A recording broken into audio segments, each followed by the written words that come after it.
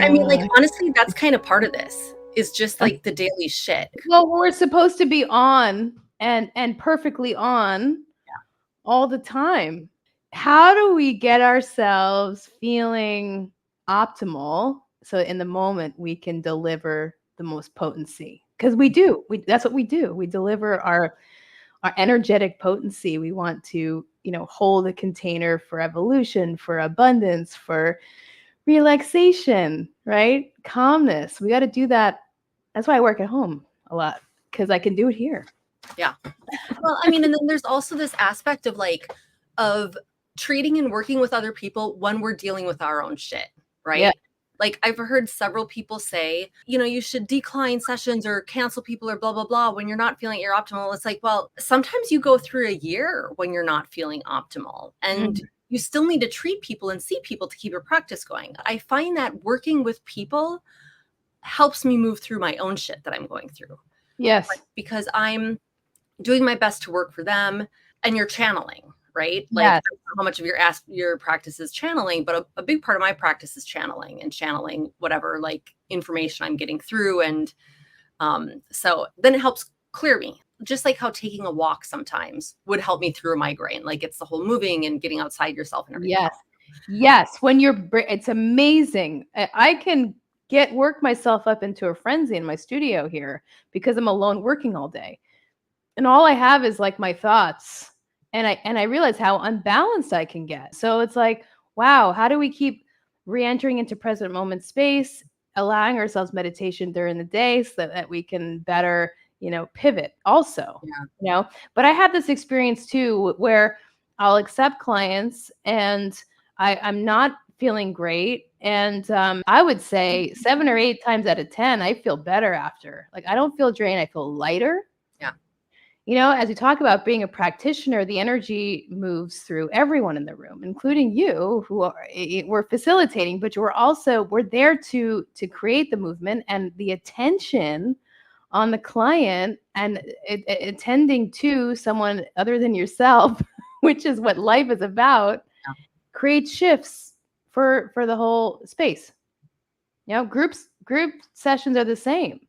I mean, so many times, like, boy, I am loading, I'm unloading, I'm setting up, the studio only gives you 45 minutes. I'm not ready. I'm taking a protein bar and I'm starting the opening and the meditation. And I'm like trying to ground myself while I'm talking. And then magically at the end, there is this feeling of this completion of whatever that energy was that was moving through in that time. And I think it's why we keep coming back every day to this level of energetic service. Yeah. Yeah. And I find a lot of times like that opening meditation is just as much for me as it is for everybody else. Like, I'll really take my time with it. I'll do it really slow. And especially if it's a situation where like, there's always places that you return to and people, but maybe it's a different like, because a lot of times I incorporate the synth and I'm like, oh shit, are they going to like the synth? Like, I don't know if they're going to like appreciate this vibe. And I'm like, hold up, just all the stuff. That beginning meditation is just as much for me. Selfishly, sorry everybody, but it's just as much for me as it is for everybody else. So I can like click into that space exactly from all the schlepping. And you and I talk about the schlepping a lot. And I notice like I'm way more cerebral in my group sessions than I am in my privates. In the private session, it's where I can float more. Yeah. I can float. I can get auditory directives of where to go next, of what to do, and it's a pretty beautiful and seamless process, intuitive process now. Mm-hmm. Okay, so auditory directives, and I don't think of it as secret sauce, because everybody, like, this is the healing art, so everybody has their own internal experience. Everybody gets their own type of clairaudience, clairvoyance, whatever. Yeah. So if that's really personal, you don't have to answer this. But so when you said auditory information, what do you mean by that? I don't know if I'm clairaudient. It's hard to know, but I do like hear music in my head. Mm-hmm. So I had a session yesterday that went so incredible. In the morning, I was hearing, or the day before, I was hearing something. I was hearing chords and I was hearing kind of a beat, and I knew because it was going to be important. And so something creatively was coming through for that session. And I got up and I made the beat, and I did the chords. I figured out the chords so that I was like at least ready for that when the tabla player came. And so I guess it's kind of what I mean. It's like an audio, it's like a download. It's not a vision. It's not like sometimes there's a vision, right? Like Sonic Davis in a church was a vision. It was a vision that came true. But this is more like you get your next message from the universe, or you get your next, whatever, your subconscious, and working with the universe and your dreams and your intentions, and then you get a message to do the thing. Hearing a composition in completion in my head, that's been happening to me for years. Sometimes I'm able to do it, sometimes not. So I feel like it's the same kind of energy when I'm working with a client. So I'm going to start with the chime today to start the session. Okay. I feel someone's energy, and I'm like, the shikapa needs to be here. I need to do a little saging right now, and I need to, play some nature sounds in the background. I had one client where I don't do that. I just decided that morning. I hadn't seen her in 8 months, and I put on some nature sounds. I decided to keep them playing. And I switched it before she came from forest to water. I was like, no, I want water. Okay. Yeah. Right. And then she comes in, she's like, oh, I really love this. Did you know today on the Mayan calendar, it's like a celebration of Water Day?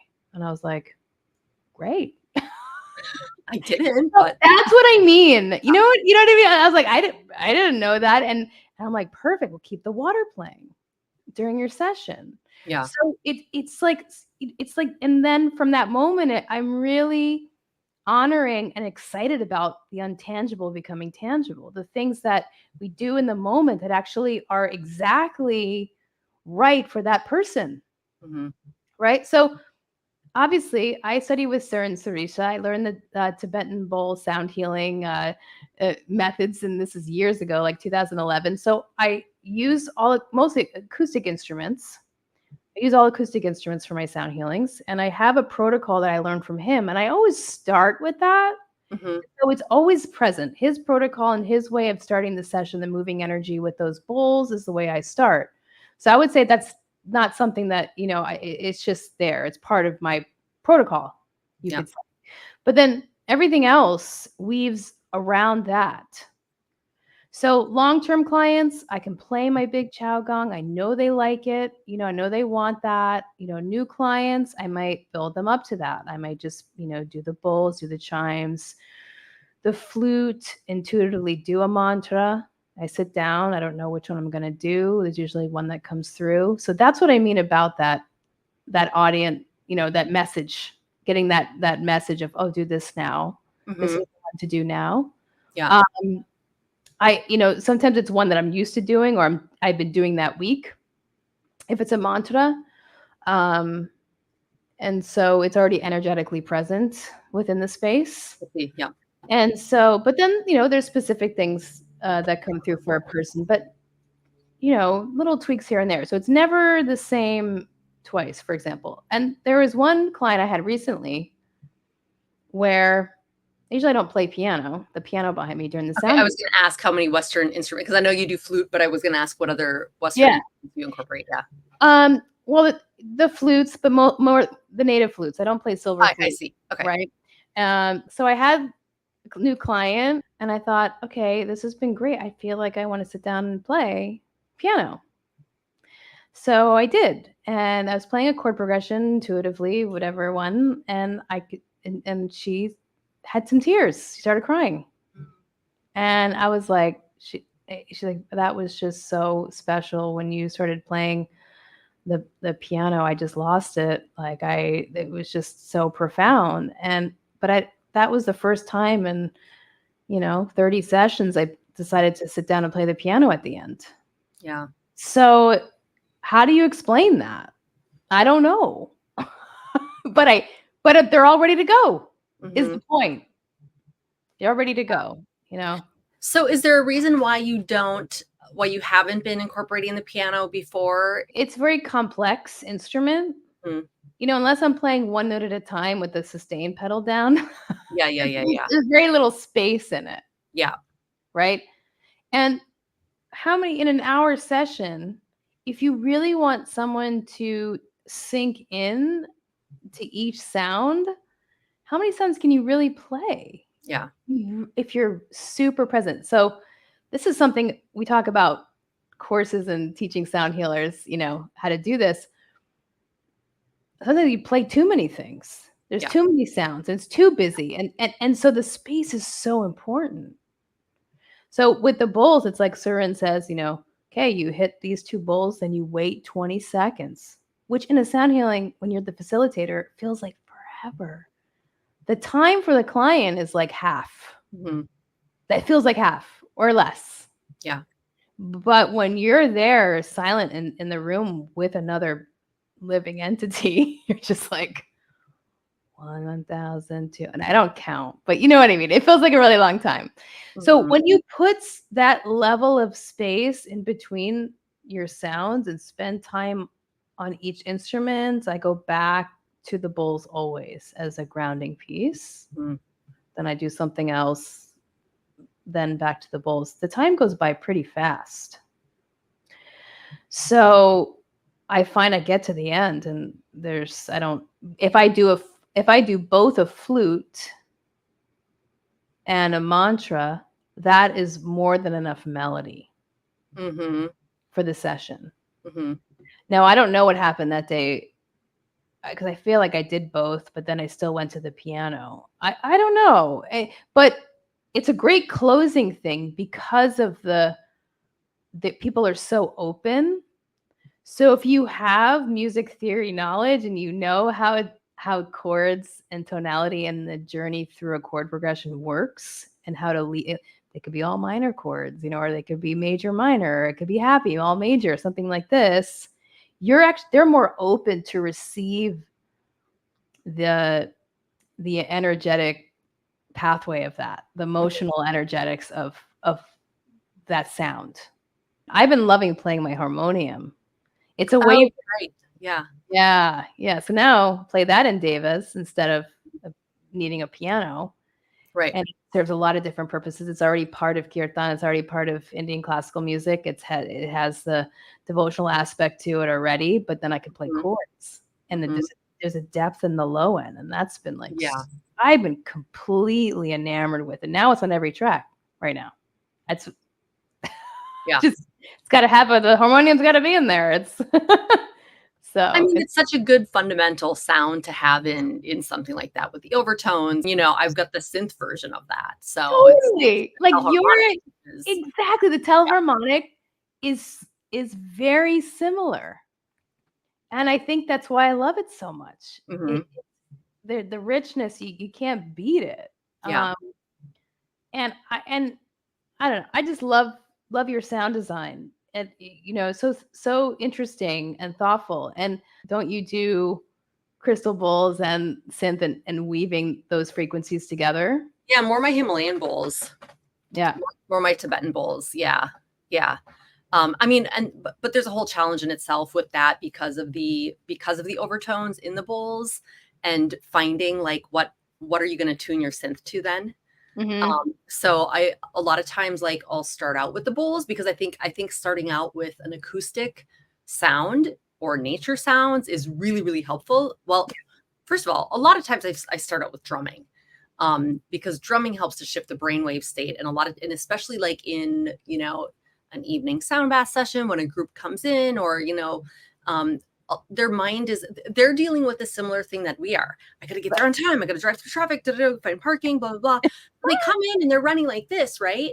Well, when you're running like this, maybe that can help to shift brainwave states, but drumming at like 120 beats a minute, that's really going to help to shift your brainwave state because that's in training with your brainwave. And then you can start to really then maybe slow it down and then they can kind of, start to eject some of those thoughts because I've got them spinning at a little faster pace. So a lot of times I do start out with drumming for that purpose. And then I'll start bringing in the bowls and then I'll start bringing in the synth and then I'll overlay other acoustic instruments on top of that. And, and kind of going back to what you said, somebody new to doing sound bass or something asked me, I'm like, bring along more than what you need and don't play everything. Yes. You should 100% not play everything that you brought along. And you also never want a situation where you're like, oh shit, I really wish I had that crystal pyramid because it would do the perfect spatial thing and blah, blah, blah, blah, blah. Like it really needs a crystal sound right now. So like,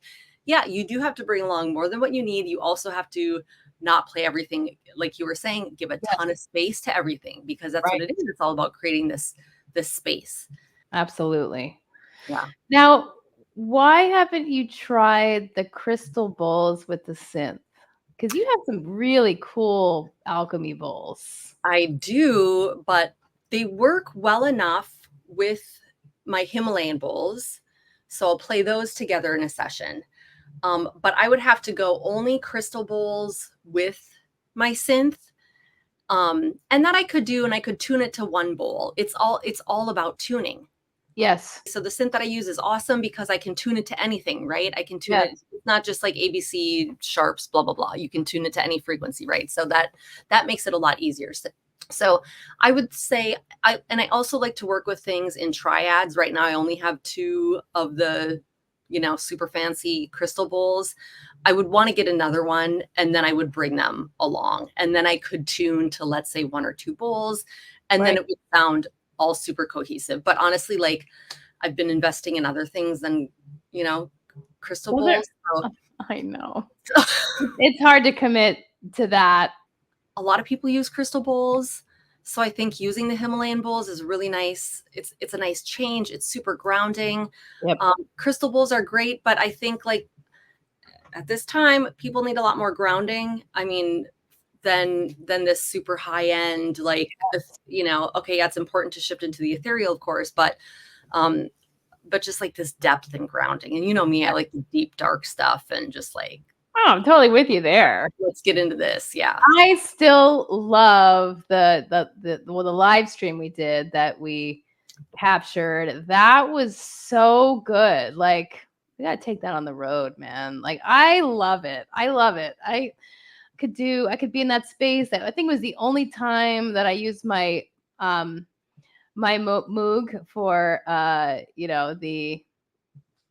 during a sound meditation, because I was able to do the arpeggio, and like you had the drone underneath, and by the way, you get such a cool sound from your Himalayan bowls. I mean, you mic them really close, and like just get such a full sound, So yeah. Thanks. No, and they're part of me.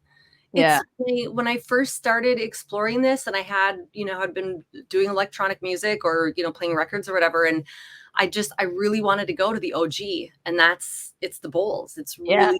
It's really how a lot of this started, and drums and flute, obviously, from different cultures. But it's like, I feel such a deep connection with my set, and especially particular bowls. Like, I'm like, oh, there's one bowl that came with 3 monks. You know what I mean?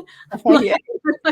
It was funny because I didn't want to buy this bowl. I bought them almost all from Dion down in Encinitas. And there's this one bowl that I kept on picking out 3 times. And it had a tiny, tiny little chip in it.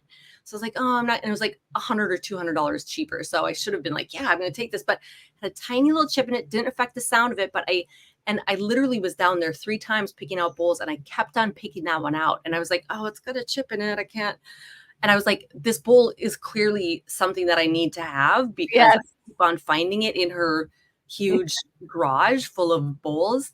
But yeah, there's that whole element of it too, where I'm super connected to certain instruments, and it's just, they're a channel. They're like totally a portal for me. And I've always have music going on in my head, but I'll hear sequences while I'm in session, like while I'm working on somebody. And like, I'll hear a sequence of my bowls that I'm supposed to play next. Yes. That happens, I would say, almost every session. I'm like, oh, okay, yeah, sure. That sounds perfect to do next, because I don't know what told me that, but that's right. Like, so that's very similar to what I was explaining before. Yes.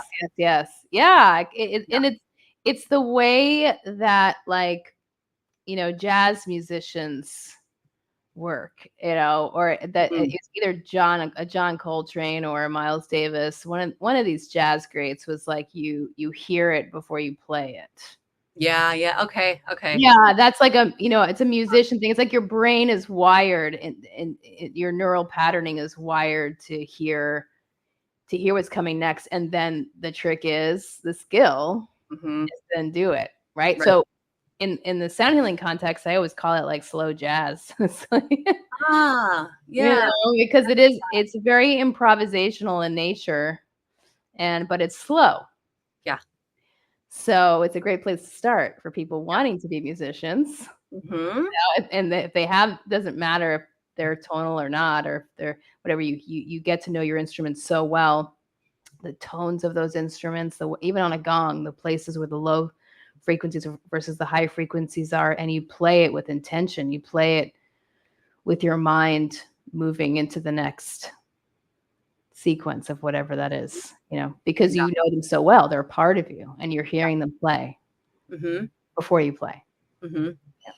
So I don't want to talk about this because I think it gets people too cerebral when we talk about like how the sound of the instruments can change during sessions on different people, but music and math are just intimately connected. What kind of work do you do in your practice with numbers, whether it's like sequences, repetition?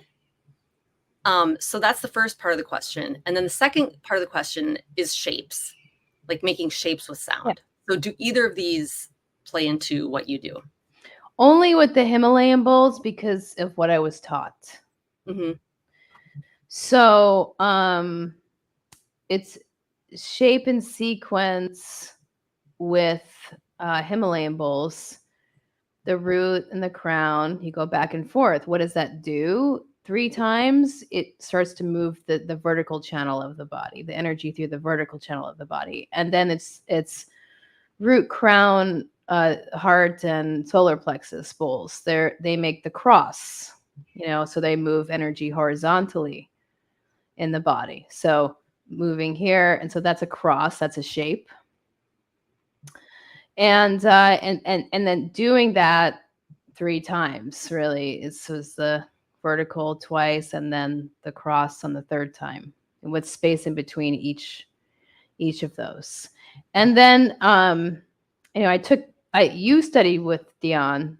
I didn't, but I did take she had an hour master class and she went into the triangles.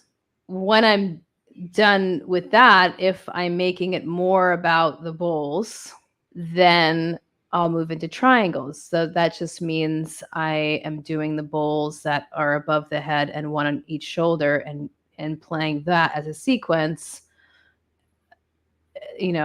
however many times, a couple times, and focusing on making that shape around that person in that area. The triangles can be big, right? So it could be like a crown and then 2 bowls on either side closer to the feet. That's a larger triangle. But you can take these things and you can kind of move them down the body and do different configurations of that. So I find that really interesting as a way to bring in the shape and the sequence. Mm-hmm. Because that takes quite a bit of time if you do every permutation with the 7 bowls. Right. Yeah. Right. So so sometimes I feel called to do it. Sometimes I'm just moving on to other instruments. I'm being called into another frequency realm. Yeah, it's always different. Yeah. But that specifically I got from her. When it comes to other instruments like the tuning forks, I'm with the 5th interval, the 3-2 ratio. The 5th interval is a very nervous system balancing interval. So I take John Bellu's forks from Biosonics, and I use the C and the G. They're tuned down to the Pythagorean tuning, and I use those on each ear. So I'll work with those 2 intervals, and his work really in his book Human Tuning talks about how the different intervals have different feelings. Mm-hmm. And they're used for different purposes, and even has sequence protocols of using the different intervals in a sequence with the tuning forks to bring about alleviation in depression or anxiety or nervous system balancing or creativity. And he devised that because he sat in an anechoic chamber with each interval for 12 hours and really got to know how they felt in the body, you know? So I don't say that I've innovated or come up with my own patterning or sequencing per se. That's why I just go right to my teachers for that information, you know, in particular. Yeah. But I love sacred geometry and realizing that everything is interconnected and patterns and, you know, how does that relate to sound and frequency? You know, I always go to flowers, you know, and flowers had different petals and numbers and shapes and bringing flower essences and energy into the room, you know, as a way to that must have like mathematical content, even though it's something people are smelling, right? Right. Has an effect. Right.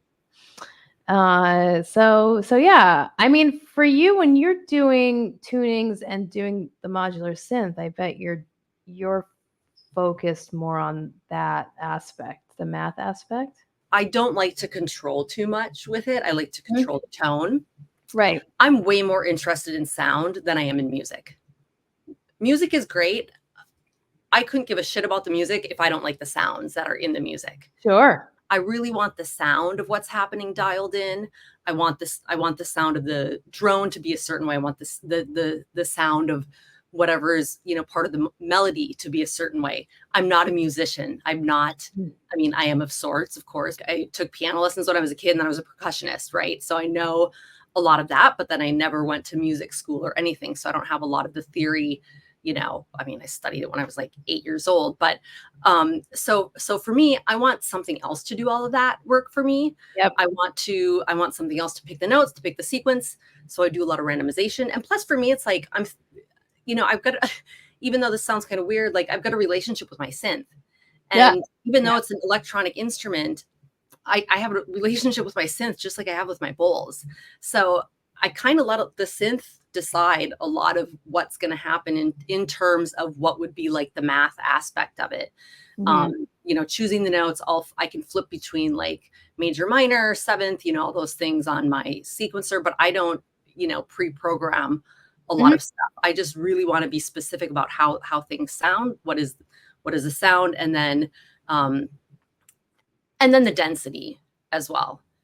But for me, I bring the idea of shape, because shape is also related to the elemental qualities, right? So what is the shape of a sound? Like if I'm seeing a private client here and I've got 15 bowls all around them, I definitely work with shapes in my sequences and how I want. So what is the shape of a square? That's earth versus the shape of a triangle, which is fire. Yes.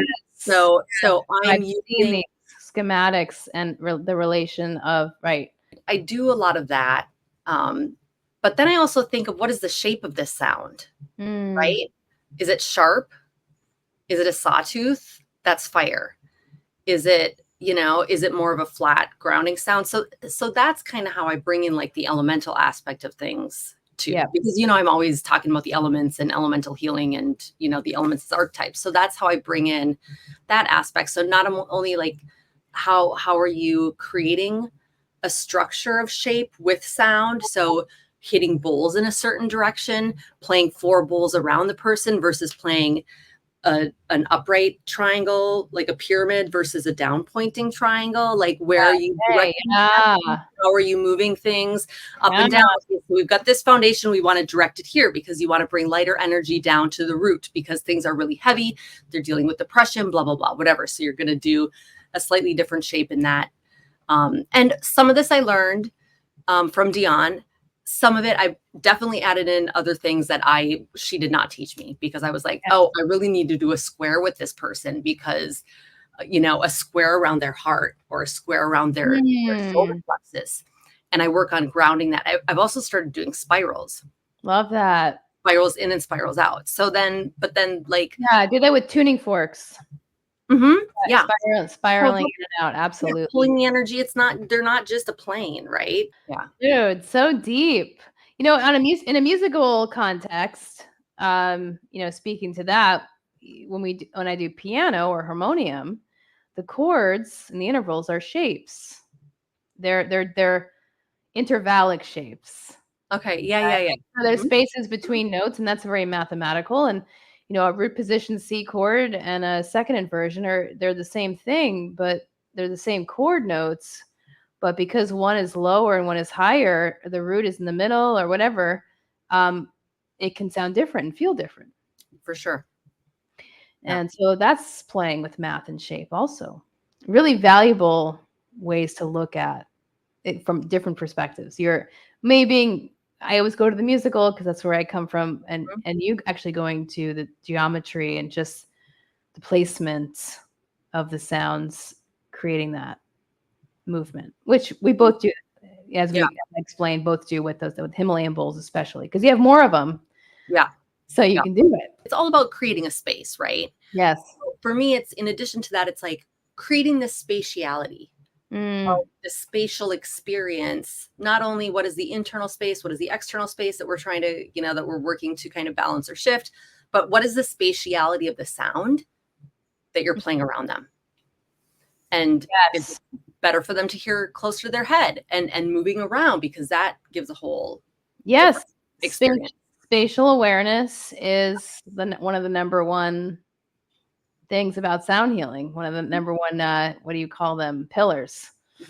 Is developing people's spatial awareness, their sense of something close, far away, internal, and being aware of all of it, the deep listening that aspect, and prompting that process through proximity. Yeah. Yeah. What inspired you to go from classical music training to working with sound as a therapeutic modality, as a healing modality? Was there an instance, or was it kind of like over time? Over time. It was a 10-year process, going from graduating from a bachelor's in music to discovering sound healing. And in between that, though, was a lot of personal artistic healing.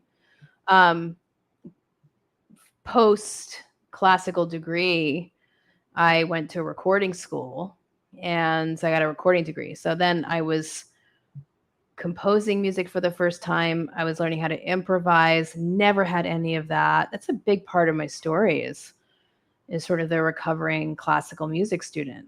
Right. And all along the way, I became a music teacher. That's how I was supporting myself, teaching music lessons, which I still do.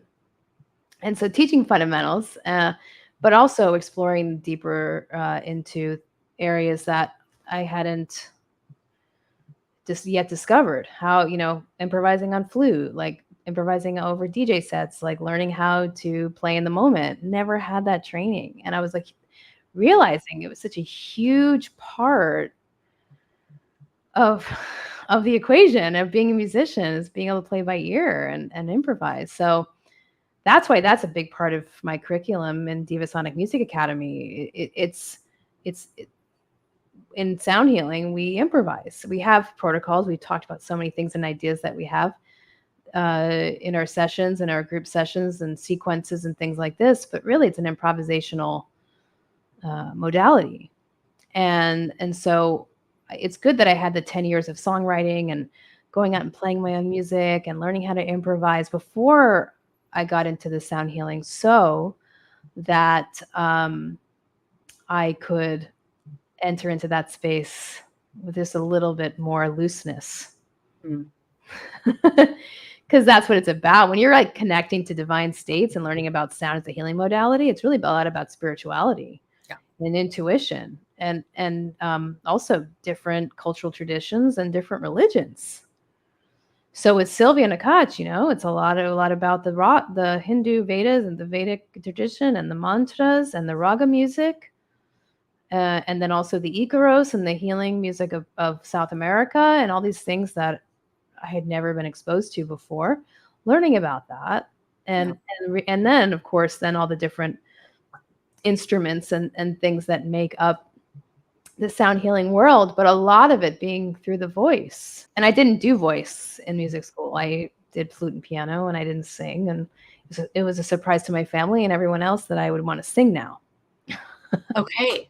And so I can't even listen to my first album. It's on Spotify, and I'm like, whew, but I keep it up there because it's a time capsule. It's so raw in so many ways. It's so special. So getting then to the sound healing, when we started doing mantra and toning, it was almost like my voice went to the next level.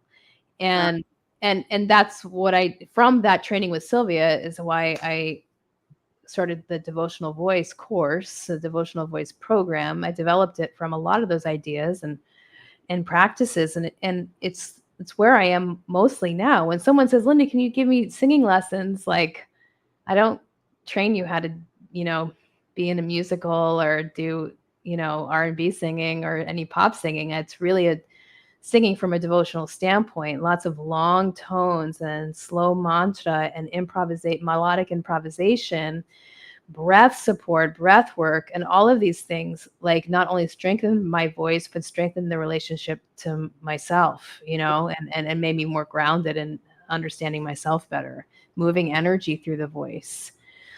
It's so much more rewarding to work with people on this because it takes a while to connect to your breath. That's why they call it a practice. And so that element of singing and that viewpoint has really carried now me through the last, I'm dating myself, 15 years more plus, to approach singing in that way. Mm-hmm. And that's where all the divine connection comes from, so yeah, that's a really long answer to how I got into sound healing, but really the arc really makes a lot of sense to me. By the time I saw that Sylvia's program and was ready, like I was really ready. I was like, okay, I need the next step. I need something where I can serve. I love psychology. I love, this mixed,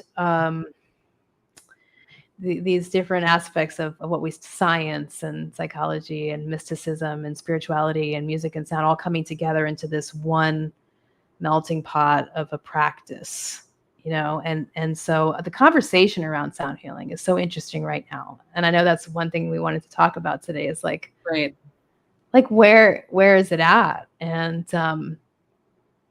there's a Facebook group that's really active right now where these conversations are happening, where you have all the sound healers, old people who've been doing it for years and new people coming together to have a conversation. And a lot of the same stuff comes up. Wait, which Facebook group is it? I think it's like Sound Healers Worldwide or something like that. Okay. It just happens to be a super active group right now. Some people will, and you have all kinds of perspectives because as we know, it's not like music therapy. It's not a board certified degree path. And so you have people taking weekend training and buying a bunch of bowls and then going out and immediately marketing themselves. And then, you have people who've been doing it for 20 years and are still like really humble, having very small practices, but are brilliant. And, people are doing it and it's like a show, and other people it's a very intimate thing. It's a private practice, and so it's an interesting moment because it has become a fad and a trend to be a sound healer, but it's actually very deep and intimate work. Some people go on that Facebook group and they're like, so do I really need a certification to do this? And then you get, it's like, it's just like food for me. It's like, okay, let's see all these people. Because it's just a cross section of where we're at right now mentally with the work and in the work, and there's so many people around the world doing it. Mm-hmm. And so some people are like, oh no, just you just get one instrument at a time and use your intuition and practice, and then you just do it. That's what I did, and I do great. And I think you don't need a certification from someone that's just selling something and they just called it a certification. And so there's some truth to that, where anyone can teach this now, even if they haven't facilitated a lot of sessions. And so anyone, let's kind of like qualify that. Anyone can teach it, meaning that anybody can record themselves and instruct other people teaching it. That does not necessarily mean that they have the ability to actually teach it. Right. It doesn't necessarily mean that they are fully understanding like a breadth of what is involved. Yes. No, absolutely.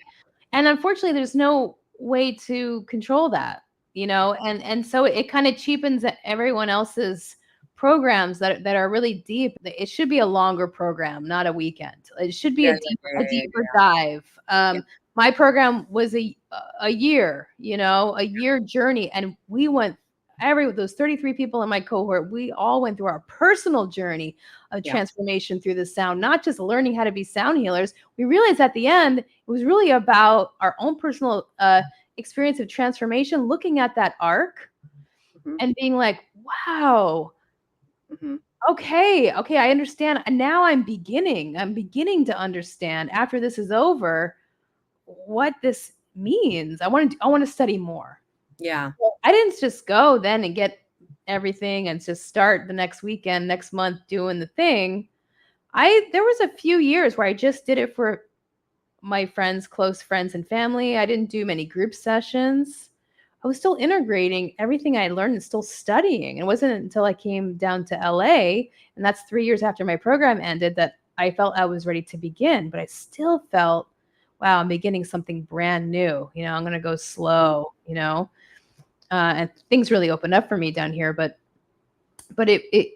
yeah, I didn't feel an urgency to now, oh, I'm a sound healer now.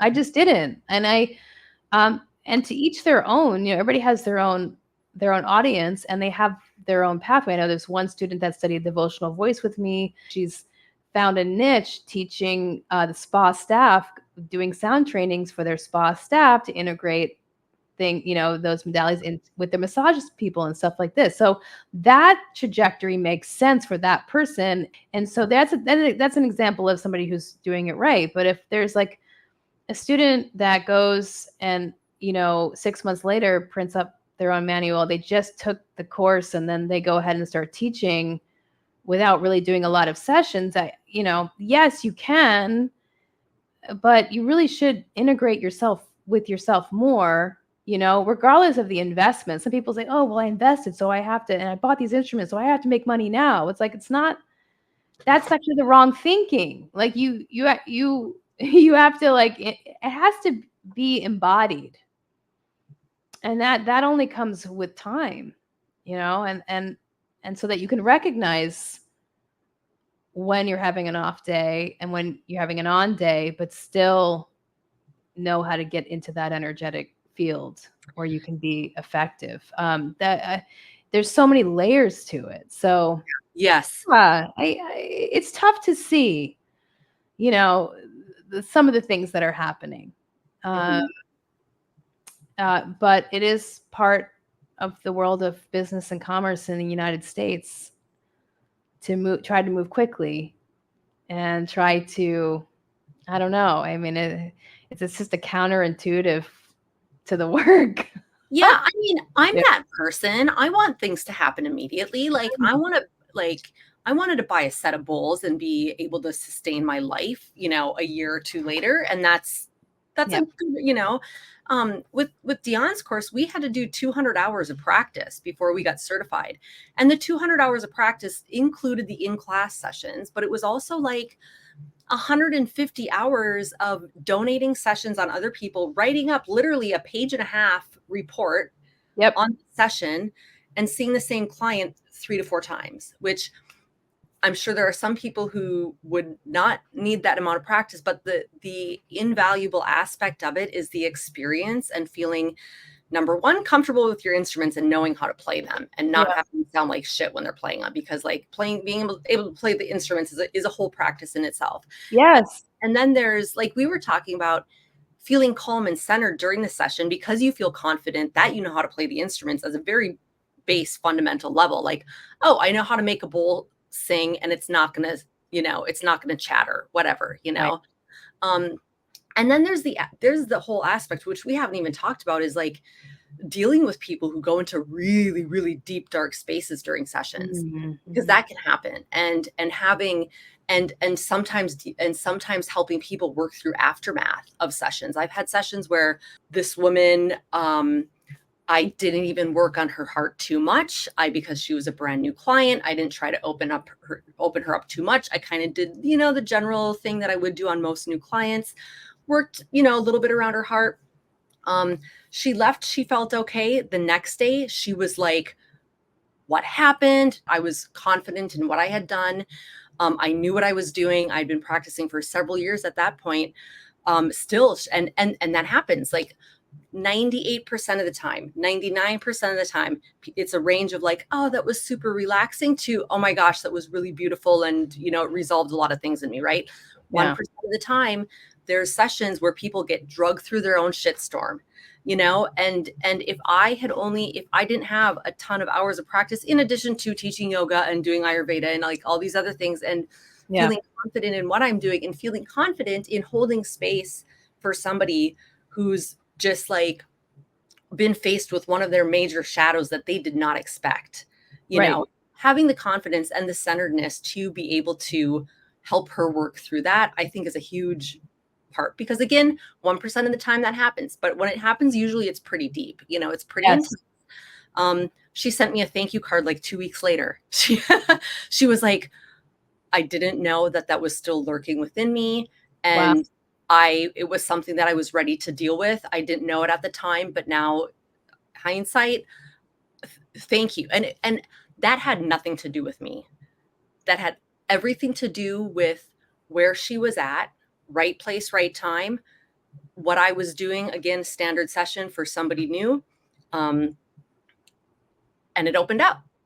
So somebody who's been working with their instruments for 2 months or less, a weekend, like, are you capable of managing something like that, of helping somebody navigate that process? And do you know what you did and what you didn't do, whether it was a fuck up or like, oh wait, I kind of don't totally know what I'm doing.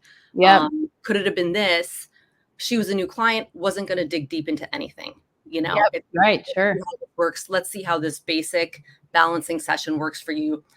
Blew it open.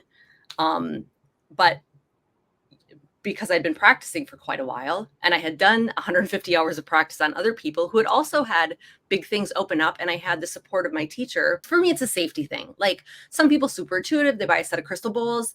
You know, they can give amazing sessions. That's great. They've got the toolbox to be able to deal with the shit that is inevitably going to come up in themselves and in clients, because you can't do this work and not deal with people who aren't going through a really difficult time or psychological time or trauma, abuse, you know, anything can come up during sessions. So that's my perspective. And I was like, I don't think I'm going to join that Facebook group, because it would just increase my blood pressure. Like, you know, I can be a fiery bitch, and I'm like, it's kind of best if I just stay away from that stuff. So it shows that some of the people on there could use mentorship. And that's what we're talking about here is mentorship, whether it's a private mentorship or if it's a group membership. I mean, group mentorships are awesome because you get to know other people and everybody has similar questions, and then you get to like really get to know two girls from 2 years ago, or they just did something together. They did a vocal sound bath together, and it's so beautiful to see. They met in my program, and you know, that's why you do it.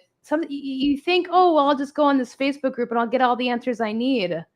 And no, because it's just, you're getting piecemeal this, piecemeal that. Well, I have a koshi chime and a drum and a crystal bowl. Like, can I do a sound healing with that? Or do I, you know, what do I do? Like, I like to know what else I can do. And people are actually giving them ideas, and it's really great. So there's a group forum aspect, and there's ideas being thrown around, but there's no sequence of or a structure to that. It's just, you know, you're just getting your information. It's like a, you know, you're throwing darts in a dartboard and you're getting little snippets, you know, rather than like a really comprehensive knowledge base that you commit time to.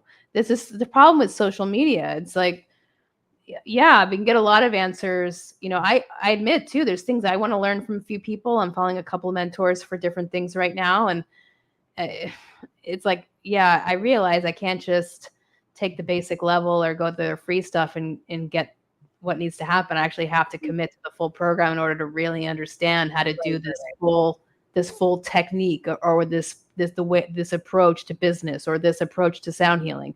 Doesn't work for me to kind of dip in and try to, you know, eavesdrop, whatever it is. Right.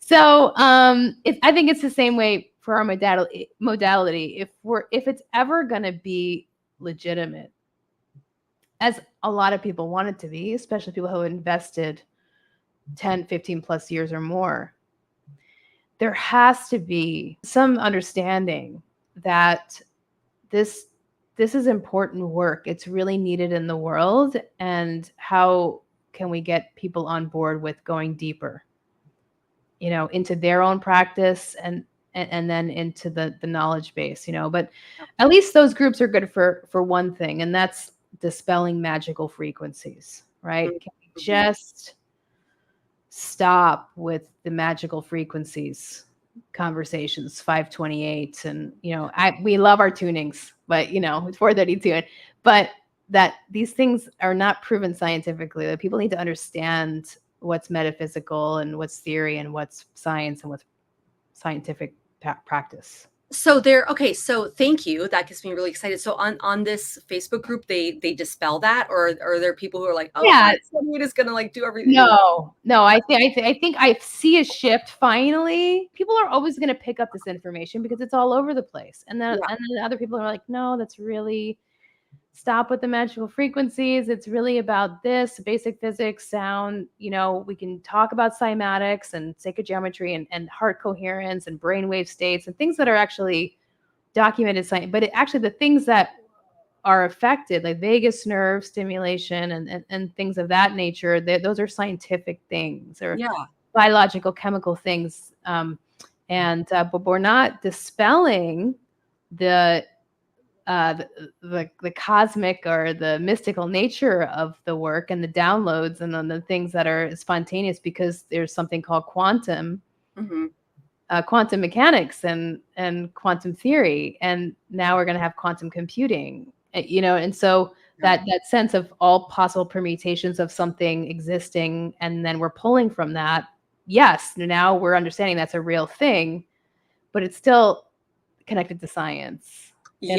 And not like this woo-woo thing that's just existing, and we're just lucky because I have my 528 hertz whistle, which, by the way, is so piercing. Why would anybody want to use that? And then I'm bringing in the frequency of love. Don't you feel it? And you're just like, So when I first, that makes me really happy to hear that there's a lot of people that are like, no, don't put all the weight in frequency. Because when I first embarked on this path ages ago, and I did the whole thing, like I found all the charts on the internet that talk about what thing is what frequency. So I did like the Uber spreadsheet of all of that. And I'm like, no, like 20% of these match up and say the same thing, but like 80% of them were conflicting. And it's, I threw that out then right away. I was like, this is just people's perception of it, because that's a huge part of it, is like, what is your perception of it? So, but you still see that all the time, like, 400 and whatever hertz healing music is gonna, and it's like, no, there's so much more involved than just choosing a specific frequency. Right. That said, I do tune my synth to 432 a lot, because I really enjoyed that. I've enjoyed my whole process of discovery. And I, at one point when I was working and singing in that equal tempered tuning of 432 hertz, I was like, I felt something different in my voice and in my body, but it also had to do with the collaboration at the time and the lyrics that were coming through and the sounds we were using, in that project. And then it went into Sonic Devas, where we stayed there, let's do 432, and the instruments were tuned to that. Now it doesn't matter as much to me, because when you have an orchestra of sound healing sounds, they have to be in tune with each other. So now it's like, well, I gotta ask my dulcimer player to tune down her 50 strings, or the harp player, so that we can play with this. Poor Caroline. I know. So we can play with these crystal bowls that are tuned to 432, and it just became this crazy thing where, like, once it becomes musical, it's very tough to justify staying there. However, if you're a practitioner that decides that that's the tuning you want to explore and everything is tuned to that, then you do that. I don't know. I don't know if you get a, I mean, this is another conversation, I think, but yeah, I mean, some people swear by it that it affects people differently, and other people, you know, as long as the intention's there and the dynamics and the spaciousness and the shapes, you know, and the color there. I mean, there's so many ways to get people into that trance state where they're healing. So yeah, frequency. I mean, at the end of the day, it's the physics, because it's tuned down, right? Yeah. So anytime something is slightly less bright, it's going to have a slightly more grounding aspect to it. So, okay, you're going to tune something up. It's going to be more bright. It's going to be, that's just like, basic kind of fundamentals of working with sound for me, is just like these overarching principles. Is it ascending? Is it descending? Is it brighter? Is it deeper? And those are a lot of the kind of fundamental things. Yeah. Okay. I mean, in my own exploration, when I was listening to guitars or synthesizers, and A being, 440 versus 432, that brightness was there that you're talking about, the little bit of thinness in the 440. And then I would notice in the mid-range a warmness coming into the mid-range that wasn't there when something was in 440. Interesting. And like a cohesion of some sort in a different range of frequencies. Again, a mentorship really covers all of this. Like when you're actually fully committed to studying sound, you're going to touch on all these things, and they're going to be a part of your vocabulary, so you can communicate effectively about the things that matter and know about the things that are there's just these are the gray area things. Right. And let's have fun discussing them and exploring them. But here's the black and white things, right? Here's what we know. And I mean, at the end of the day, there just hasn't been enough study into it. Like, I just finished working on a part of a document for an architecture firm who's doing a thing on trauma-informed design. So I'm talking about sound in it. And, it's like, okay, the adverse effects of noise have been not in the United States. They really only started studying like noise pollution and the physiological effects of excess noise on the human body in like the 80s or the 90s, which is ridiculous. Europe, they've been studying it a lot longer, but there really isn't a lot of study into what are some of the beneficial aspects of sound and what are some of the therapeutic aspects of sound and singing, even though it's like one of the oldest forms of healing in the entire, like in the face of human history, using sound and herbs, right? People have been using, music for ceremonial and healing purposes. And the fact that it's like, how can sound, what's up with these sound baths? Like, you crazy hippies. Wouldn't that be fun if like we had the budget to take saliva tests before people came into a sound bath, and then saliva tests afterwards to see, just to test the stress levels and biomarkers. I mean, you can do a lot now with these. Even Apple Watches and their apps will have biometric data, or like the Muse headbands will have biometric data. That's really useful. I mean, there was one gong study I read somewhere on some Facebook group, the Art and Science of Sound Healing. That's what's his name? Anderson's group, where like they actually took blood samples before and after. I mean, that's pretty extreme, But basic biometrics can tell you a lot about heartbeat and all of this. So I love the tech aspect of that, the measurable aspect coming in. And I think sound healing is just one of many ways for people to get, into homeostasis, because that's really what we're talking about. The balance aspect. So what's up? What do you have going on? So this fall, I have sound meditation design. This is my 3-month mentorship in sound healing, 12 modules covering everything. So deep listening, the science, music theory, how to structure group meditation, group session, private session, chakras, elements, audio technology, even business practices, good business practices, things like this. Tons of resources. I have 3 years of classes and guests on, which you are one of them, in the portal, in the website. That's right. And so, that is going to be a Zoom class for people who are not in LA, and then for people who are in LA and Long Beach area, a couple of in-person practice sessions in my studio.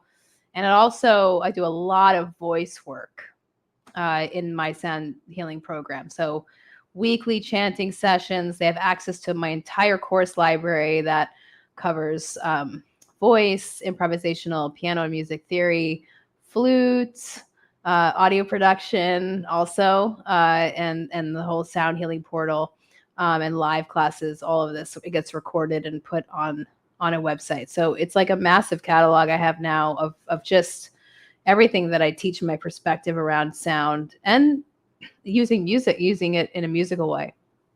Also, I think the basic foundation of music is really important. Yeah. So I have that coming up as like as a group mentorship. I also do, private trainings with people who need their own schedule. But Divasonic Music Academy is now a subscription-based platform as well. So for people who want to just pay a flat rate per month and have access to all the courses, there's 2 tiers. They can do that and still be a part of a community, interactive community in the website, and then book private, package sessions with me to get acceleration in their own practice. And I also have an app now, the Divasonic Music Academy app, that's connected to my learning platform. And so people can just take it with them anywhere. Amazing. Yeah. So I love it. I love this, I'm able to structure it so that it's accessible to any type of learner and person, that wants to dig in. And so that's what's coming. And other than that, just doing work in the studio, doing composing, working on my next record. I'm doing something like Indian inspired. I had a couple of musicians in the studio yesterday, and I made a track finally that I think will define the sound of the record. Like, it's so huge right now. So artistically, I got to be in my own process to be a teacher of this work. I have to be facilitating. And, I made these programs during the pandemic. This is all I was doing. Now I'm continuing to hold space for students while also continuing to facilitate and learn and create. Mm-hmm. So I think those 2 things go hand in hand. Yeah, I agree. Right? Yeah. I would not, if I wasn't practicing yoga, I would not teach yoga. Yeah, it was, there were times when I was not practicing, and I would not teach. I would only teach if I was actually practicing. That's a good point. I think it's really important, unless for some reason you're not able to practice, but I think it's really important to be literally practice what you're teaching, Yes. And I'm always taking a course or learning from someone. And then it's almost like an immediate funnel into the context of what I'm teaching through my course, and so that just creates, it keeps the energy flowing, the knowledge base. Saraswati is always flowing. I'm learning, higher learning, reaching for the next thing, and then expanding myself, and then I can expand the students, and the right students come to me sometimes at a time when I'm learning a particular thing. Then they come to learn the thing, or a different way to look at a thing that I just learned, or something like that. That's how I get into the mystical aspect, is the subconscious bringing in what's needed at the time, trusting that. Yeah, exactly. Because if it's inspired or intuited, there's some magnetism somewhere. Mm-hmm. Yeah. Whether you're being pushed to something or pulled to something, or somebody is helping to push you towards that. Yeah, exactly. Yeah. Beautiful. Oh my gosh. Oh my gosh, this was fun. We can talk forever. We can totally talk forever, but we're both hungry. We need to eat. I'm so hungry right now. Yeah.